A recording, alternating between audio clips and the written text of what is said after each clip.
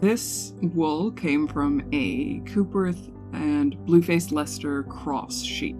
There is 8 pounds and 4 ounces of this. Got this lovely crimp.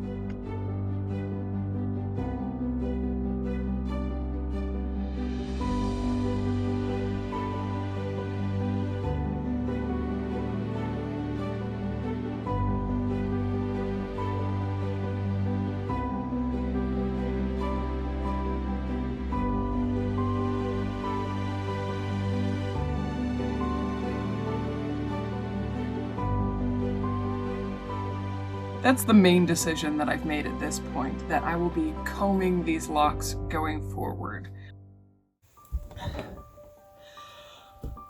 I bought a new toy.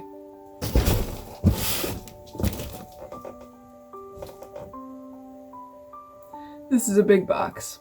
It's bigger than I expected. This, friends and enemies, is a swing picker, which is used in the processing of sheep wool to open up the locks to make them easier to card or comb or whatever. Let's open this up and take a look.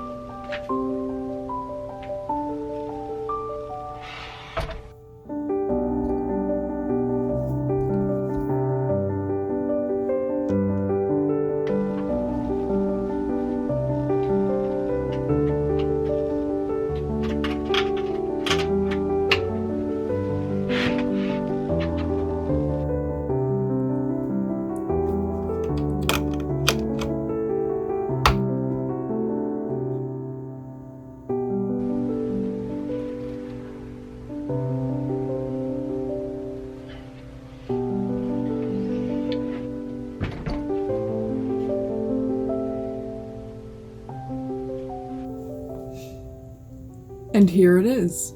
It looks like a medieval torture device, as most fiber tools tend to if you're unfamiliar with them. I've never used one of these before, so this is going to be fun.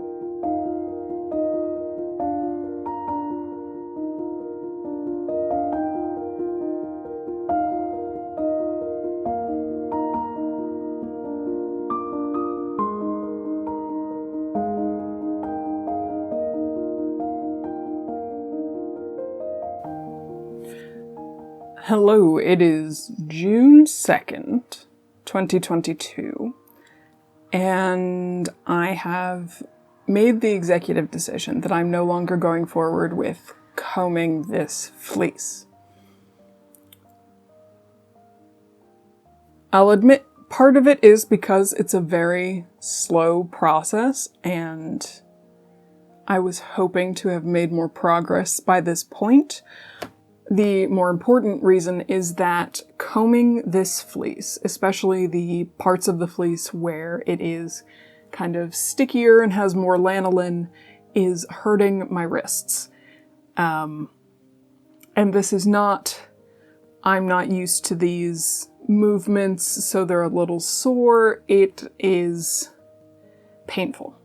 I have really only been able to comb out 1 or 2 fluffs twice a week, and I had to stop working on this project altogether for 2 weeks because I did too much combing over a weekend. So, while the combing does give me a result that I really like for this yarn, I cannot put my own body in that kind of jeopardy. When my wrists hurt like this, it makes it difficult to work, it makes it difficult to use the computer, it makes it difficult to do just about anything. These combs will be put away for the time being.